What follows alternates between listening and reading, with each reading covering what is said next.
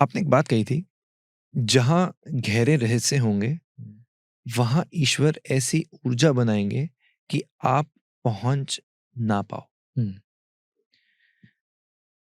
इसको लोग अक्सर लिंक करते हैं कि जो कैलाश पर्वत है, हुँ, वो ऐसी जगह है, उसकी ऊर्जा ऐसी है हुँ, कि लोग उस पर इस वजह से आज तक चढ़ नहीं पाए। हुँ, और जो पोर्टल्स की मिस्ट्री है, जो वहाँ पर योगिक सिटीज़ हैं, वो इसी वजह से लोग एक्सप्लोर नहीं कर पाए। Hmm, do you think this is true? Hmm. How? Why? Um, Raghav, तुम अपनी 5 इंद्रियों से इस संसार को देखते जानते हो। तुम्हें लगता है कि बस संसार उतना ही है जितना तुम्हारी 5 इंद्रियाँ पकड़ पाती हैं? नहीं। नहीं। और सिंपल इसका एग्ज़ाम्पल है, लेट्स से साउंड। हम तो 20 हर्ट्ज़ से 20,000 हर्ट्ज़ के बीच में सुन पाते हैं, अल्ट्रासोनिक नहीं सुन पाते, इंफ्रासोनिक नहीं सुन पाते, वो हमारी इंद्री के बाहर है। तो इस जगत में ऐसा बहुत कुछ है जो हम ग्रहण नहीं कर सकते अपनी इंद्रियों के वश के चलते, बट वो सब एग्ज़िस्ट करता है, पहली बात। दूसरी बात, उसमें बहुत सारे प्रोफाउंड सीक्रेट्स हैं जो इस संसार को चला रहे हैं।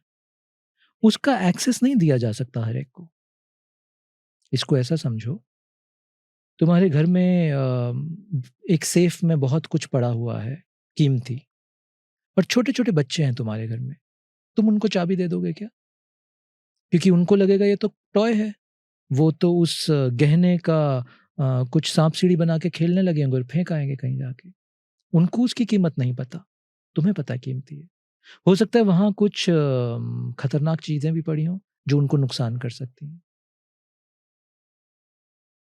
एग्ज़ैक्टली लाइक दिस, इस ब्रह्मांड में बहुत सारे इम्पोर्टेंट येट डेंजरस चीज़ें भी हैं, जिनको लॉक करके रखा जाता है। ईश्वरीय ताकतें उनको लॉक करके रखती हैं ऐसे स्थानों में, जहाँ हर व्यक्ति को एक्सेस नहीं दिया जा सकता और देना भी नहीं चाहिए। यही फैक्ट है कि बहुत सारी भारत की विद्या जो ऋषियों ने खोज ली थी, वो आम आदमी को नहीं दी गई थी, क्योंकि वो उसको पता नहीं उसका इस्तेमाल क्या करना है। For an example for an example Vedanta की अल्टीमेट साधनाएँ आम आदमियों को नहीं दी जाती थी। इनफैक्ट वेदांत की कोई क्लासेस नहीं ली जाती थी ओपनली। ना ही कश्मीर शैविज़्म की क्लासेस ली जाती थी ओपनली, ना ही तंत्रा के कोर्स कराए जाते थे ओपनली। क्योंकि वो इतना सेक्रेड, डेंजरस और प्रोफाउंड है कि वो हर कोई हैंडल नहीं कर सकता उसको। एग्ज़ैक्टली यही नियम है कैलाश पे भी।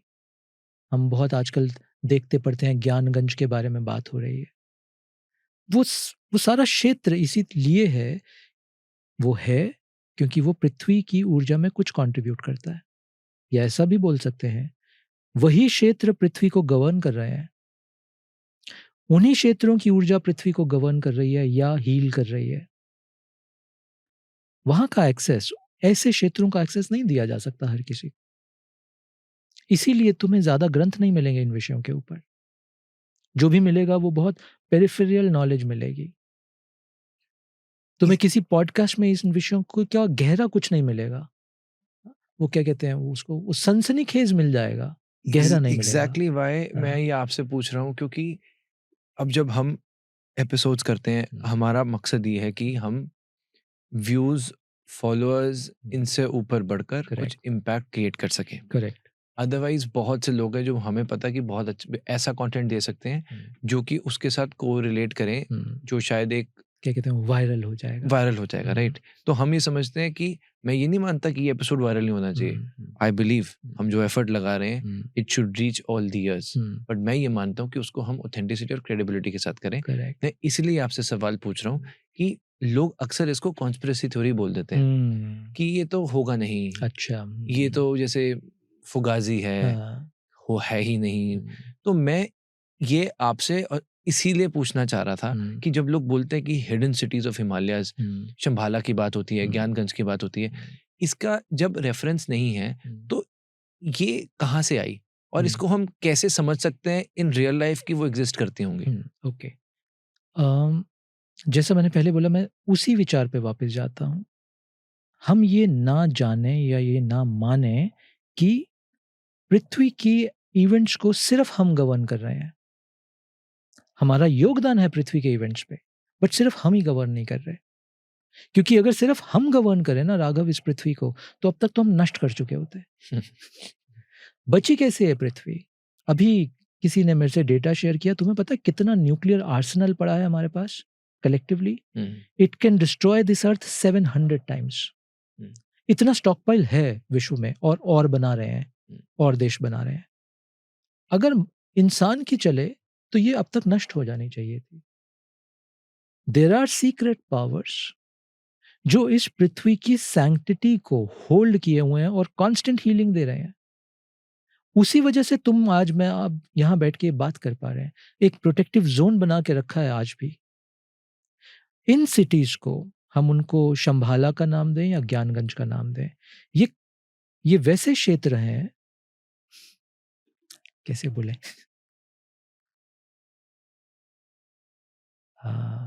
मैं जनरल टर्म्स यूज करता हूँ।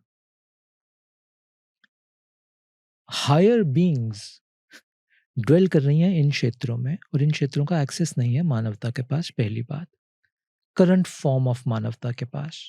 बट जो भी करंट फॉर्मेट से बाहर निकलेगा, current format of thinking believing से जो एग्जिट करेगा, उनको एक्सेस मिल जाएगा इन जगहों का, इफ दे नीड और इफ दे आर नीडेड। अगर उनका कोई काम है तो उनको एक्सेस मिल जाएगा। दूसरी बात, तीसरा, ये बहुत प्रोटेक्टिव जोन है। लोग कितना भी प्रयास कर लें, करंट लेवल जो हमारी चेतना का है, उससे तो ना हम इसको समझ सकते हैं। प्रवेश तो मतलब वो तो बात ही नहीं करनी चाहिए, समझ भी नहीं सकते। एक अलग डिमेंशनल स्टेट में इट्स अ कैसे कह डिफरेंट सकते dimension. It's a different dimension.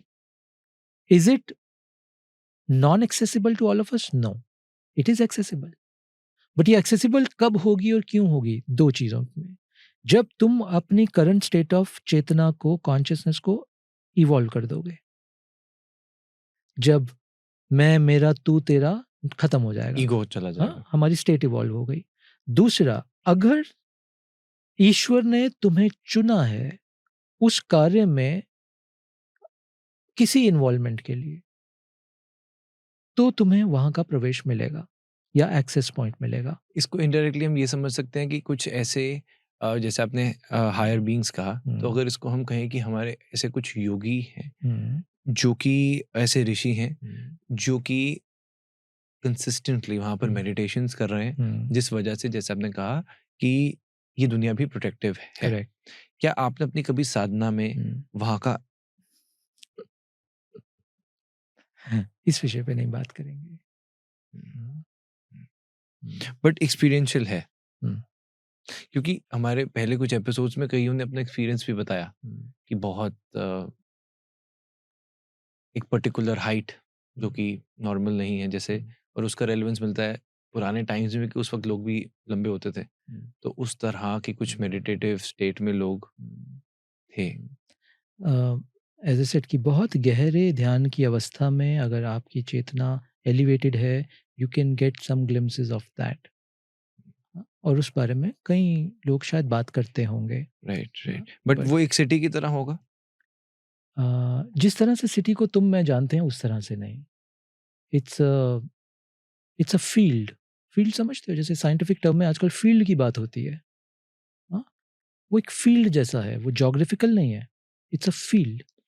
एक सतयुग बोला जा सकता है? नहीं, वो टाइम डायमेंशन में है। सत्ययुग, कलयुग, ये लीनियर टाइम डायमेंशन पे है, हाँ? बट जब हम ऐसे फील्ड की बात करते हैं, तो वो समय, हाँ, ये ठीक रहेगा बोलना, वो समय यानी काल और स्थान की सीमा से परे है।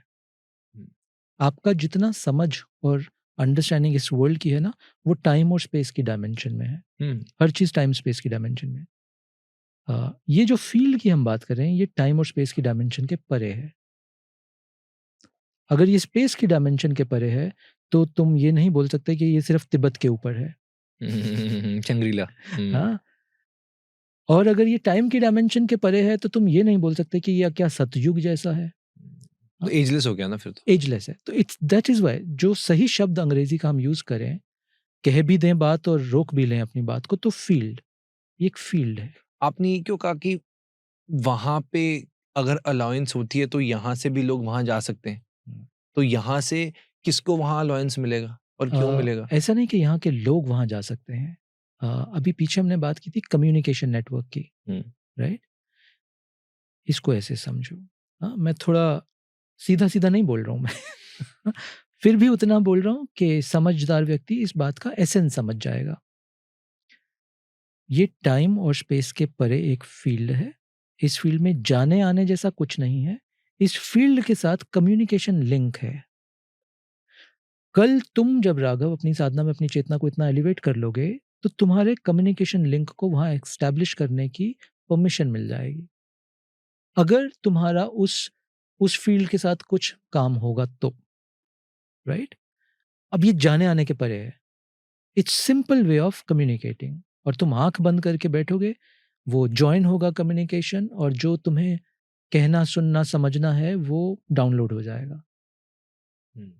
और जो तुम्हारा आगे के एक्शन, आगे के थॉट्स अलाइन होने हैं, उसके हिसाब से वो अलाइन कर दिए जाएंगे। But why only Kailash? Kailash एक बहुत सेक्रेड जोन है, तो इसलिए ये सारी थियरी कैलाश, तिब्बत, उस रीजन के आसपास घूम रही है, because of the inaccessibility of that space, and जो स्पेस की एसोसिएशन बुद्ध, और बुद्ध से कई साल पहले जैनिज्म में भी जैनिज्म, ऋषभ देव। महावीर और ऋषभ देव से भी कई समय पहले शिव के साथ हुई है। इसके चलते उस स्पेस को हमने लॉक कर दिया इन मिस्टिकल सिटीज के साथ। बट जो चीज़ समय स्थान के परे है, वो कहीं उसका एक जोग्राफिकल लोकेशन नहीं होता। But our mind things like that ना, हम तो स्पेस टाइम की डायमेंशन में ही सोच समझ सकते हैं। Right, right.